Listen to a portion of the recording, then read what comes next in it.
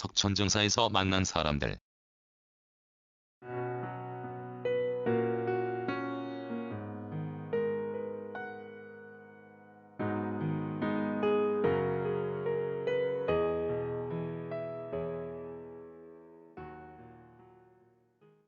눈을 통하여 사물의 형태를 받아들이지 않고 꿈에서 원치 않게 보이는 온갖 기이한 형상에 시달리면서 깊은 수면을 취하지 못하고 간밤을 보내고 늦게 깨었다.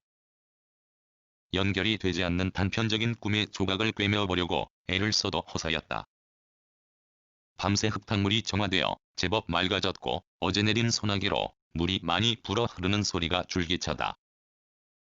몇 대의 차가 오더니 바로 되돌아가고 얼마 되지 않아 움직이는 궁전 옆에 또 한 대의 차가 와 멈추었다.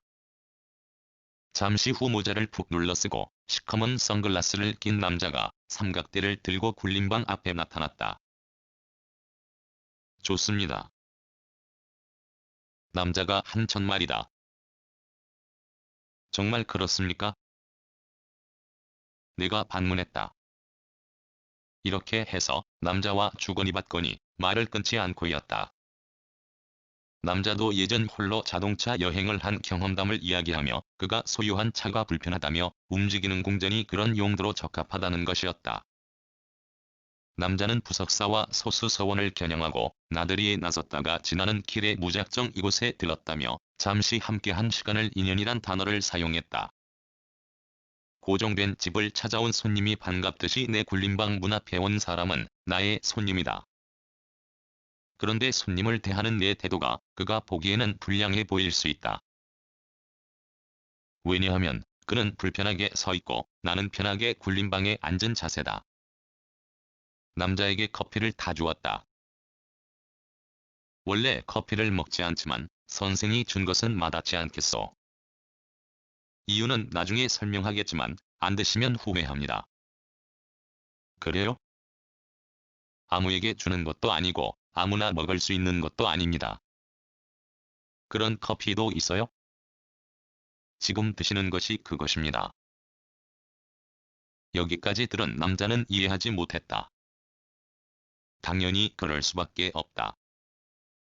그래서 나는 자초 쥐종 커피에 사용한 물에 들어간 몇 가지 약초의 성분에 대해 간략하게 설명했다. 그러자 남자가 향을 느끼려고 코에 대고는 지그시 눈을 감는 것이었다. 남자와 이야기할 때 시진 형님이 전화했다. 무하가 비는 잘 피했지? 오늘은 무지 덥다고 하니 그늘부터 찾아라. 받을 때마다 나를 놀라게 하는 변함없는 목소리를 듣는 사이 남자가 골짜기를 따라 석천정사로 갔다. 한참 후에 그가 오더니 또 굴림방에 섰고 우리는 이야기를 재개했다. 그는 경혜생이라고 나이를 밝히며 싸이월드 디카페에 가입하여 6쌍의 적극적인 오프라인 만남에 참석하는 이야기도 했다. 활동하는 사이버 공간에 올릴 사진을 찍으려고 길을 나섰다는 그가 당황이 되는 말을 꺼냈다. 앞으로 내 모델을 좀 찍고 싶어요. 안 됩니다. 생각하지 않고 무조건 안 된다고 했다. 그런데 그는 고집스럽게 굴림방에 어수선한 장면을 꼭 찍고 싶다는 것이었다. 마지못해 허락하고 말았다. 두 번째 사진은 그가 내 옆에 나란히 앉았다. 오늘 계획이 있어요? 나그네는 계획하고 이동할 수 없습니다. 하긴 그래요. 가다가 쉴 곳이 있으면 쉬는 게 그런 삶이죠.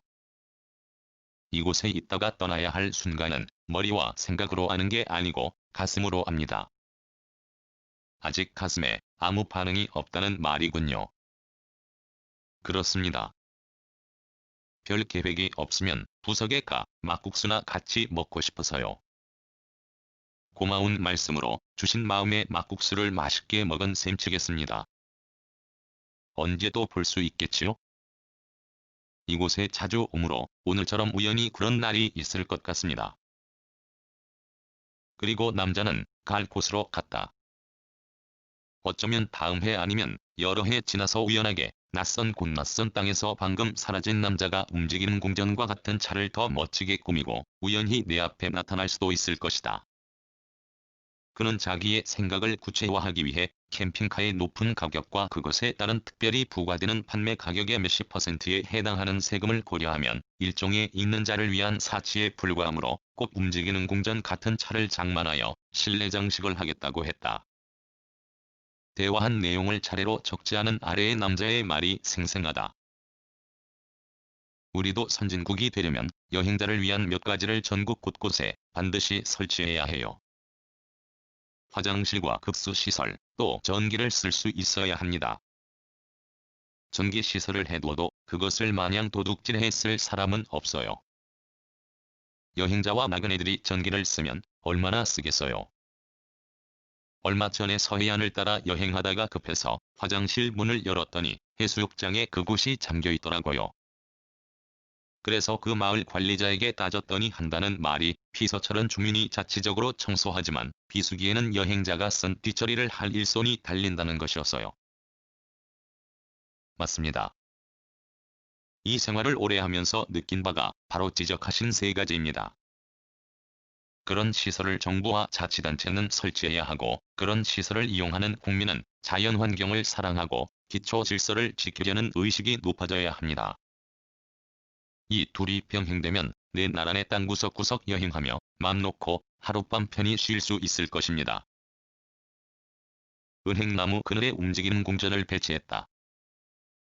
좀 지나 굴림방 온도가 29도로 떨어졌다. 시원한 그늘에서 나는 나만의 시간을 보내며 남자가 한 또 다른 말이 생각난다. 사는 방식은 충분히 이해가 되는데 긴 하루를 무엇 하나요? 남자는 나의 하루 일과가 궁금한 모양이었다. 이런 생활을 해보았다니 아시겠지만 길게는 아무나 못하죠? 한두 달은 몰라도 가능하게 하려면 혼자 있는 것에 익숙해져야 합니다. 몸과 마음이 더불어 고독해야 한다는 거죠. 몸만 고독해도 안 되고 정신만 고독해도 이 생활을 길게는 못할 것입니다. 그 고독함을 혼자 해소하는 관심거리가 무엇보다 중요합니다. 제 하루 일과를 대충 말하면 일어나서 아침 산행을 한두 시간 합니다. 그리고 땀을 씻고 아침밥 먹고 한두 시간 책 읽고 한두 시간 음악 듣고 한두 시간 글 쓰며 한낮엔 그늘에서 보내고 해가 질 무렵 또 한두 시간 산을 타며 건강을 지킵니다. 그러므로 남이 보기에는 감옥 같은 이 좁은 공간에서도 늘 나는 시간이 부족합니다. 내가 이렇게 말하자 남자는 더는 묻지 않고 고개를 끄덕였다. 늙은 은행나무가 그늘을 만들고 귀에는 마음을 맑게 하는 좋은 글이 들리고 책 소리에 거슬리지 않게 개울물 소리가 배경음악을 연출하는 것에 넉넉한데 지금 이 순간 내게 또 무엇이 필요할까? 그저 이 뜨거운 날에 내가 할 일은 벌렁들은 원해일을 위해 몸은 휴식을 취하고 미래를 위해 정신에 매질만 하면 되는 것을. 그늘에서 보내는 사이 시간의 흐름을 모르고 있었다. 늦은 오후에 한 끼를 때울 때 움직이는 궁전에 달린 스피커와 같은 것을 탄 소형 트럭이 왔다. 내린 세 명은 개울 건너에 뭔가 매달았다. 수영금지 백색 바탕에 적색 큰 글씨 밑에는 청색 바탕에 흰 글씨가 적혔다. 부채질하며 라면을 먹는데 세 명이 굴림방 문 앞에 와서 그중 한 사람이 적극적으로 말을 걸었다. 그는 궁금한 것을 참지 못한다고 자신을 소개했다. 그의 말이 사실인 것을 이내 알 수 있었다. 그들은 산자락 돌계단에 앉았는데 두 사람은 거의 말을 하지 않고 호기심과 궁금증이 많은 사람과 대화를 했다. 그들에게도 약초 커피를 타주었다. 간단한 그들의 질문에 앞뒤 말을 길게 붙여 이야기를 했다. 그들에게 나는 남자의 역할에 대해서 다음과 같이 말했다. 부모의 그늘에서 벗어나 독자적인 삶을 사는 남자는 세 가지 역할을 하지요. 즉 결혼하여 한 여자의 남편이 되고 태어난 아이들에게 아버지가 되고 한 가정의 가장이 그것이지요. 이것 모두를 잘하기는 참으로 어려운 것도 사실이지요. 가끔 제 생활을 궁금해하는 남자들 중 어떤 이는 일시적으로 부러워하기도 해요. 하지만 모든 남자들이 저처럼 살 수는 없어요. 우리 모두는 살아가는 방식이 다르고 또 달라야 세상이 재밌지 않겠어요. 그들이 한여름 나의 행동 반경에 물었을 때도 나는 또 길게 앞뒤 돌을 붙여서 다음과 같이 말했다. 마음 내키는 곳은 어디든 가고요. 그 중에서도 여러분이 사는 이 좋은 곳 봉화에 자주 옵니다. 왜냐하면 이곳은 내가 좋아하는 몇 가지 조건을 구비한 곳이기 때문이에요. 첫째, 물 좋고, 둘째, 산 좋고, 셋째는 변하기도 하는데 기차역과 봉화 막걸리, 봉화 사람들이 그것입니다. 그들 중 적극적인 사람이 또 물었다. 봉화에 며칠 있었어요? 이번에는 3일째고 올여름의 세 번째입니다. 어디 가보았어요? 오전, 우곡, 심지어 오지마을 신라까지 두루 돌아다녔어요. 그러자 그 사람은 더 질문을 하지 않았다. 그들도 먼저 말을 걸었기에 컴퓨터 앞에 앉아 편한 시간에 내가 살아가는 이야기를 보라고 명함을 주었다. 그림도 좋네요. 적극적인 사람이 명함을 유심히 보고 나서 말하며 나에게 시선을 두었다. 명함 사진과 실물 중 어느 쪽이 젊어 보이나요? 실제 모습이 더 젊어 보여요. 오래전 사진보다 지금이 젊어 보인다는 그 사람의 말이 듣기 좋았다. 그 사람은 마지막으로 하나 더 물었는데 그것은 내 나이였다. 2010년 6월 16일.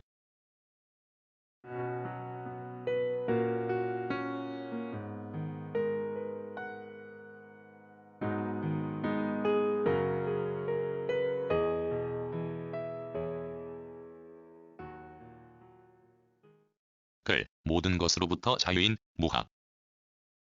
낭독, 글 읽어주는 강지식. 들어주셔서 고맙습니다.